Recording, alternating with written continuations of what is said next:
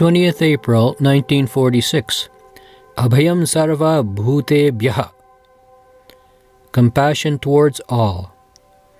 At the time that Bhagavan was to go out in the morning today, the laborers who had been deputed to gather mangoes from the tree near the steps toward the mountain began beating the tree with sticks to knock down the mangoes instead of climbing the tree and plucking them one by one.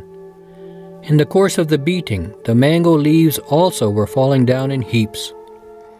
Hearing the sound of the beating, even while seated on the sofa, Bhagavan sent word through his attendants not to do so, and when he went out as usual, saw mango leaves lying in heaps.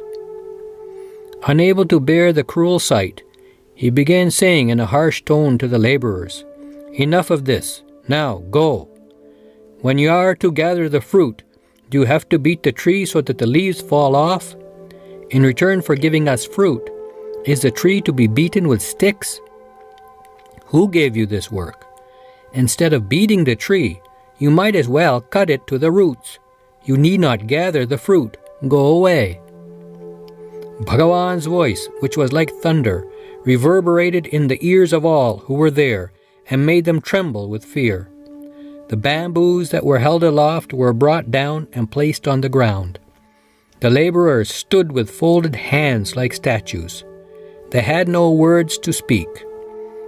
When I saw the personification of kindness towards nature in an angry mood, my heart beat violently and my eyes were full of tears. Can one who is so much moved by the falling of the leaves of a tree bear pain in the minds of human beings? Bhagavan Ramana is indeed Karuna Purna Sudhabdhi, the ocean filled with the nectar of compassion. By the time he returned from the Gosala side, the devotees had gathered the leaves into a heap and begged him to forgive the fault. Bhagavan went into the hall saying, "How cruel! How many beatings were showered on the tree! How big is the heap of leaves! Oh!" When Bhagavan was in Virupaksha cave at Chamma, who installed a picture of Bhagavan and a picture of Seshadri Swami in her house, decided to do puja with a lac of tender leaves and began it after informing Bhagavan about it.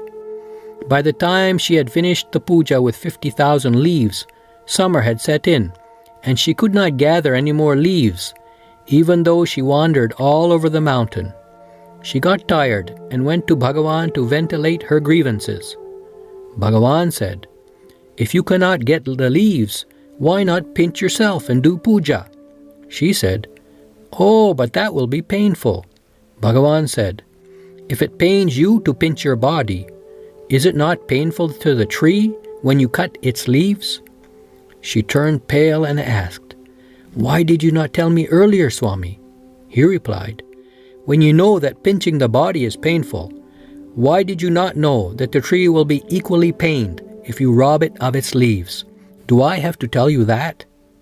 That tender leaves should not be cut from trees is also stated in the shloka in Devika Lotara Stotra in Jnanachara Vichara Padalam given below. Namulotpatanam kuryat patrachedham vivarjayet bhutapidam na kurvita pushpanam na kritantanam.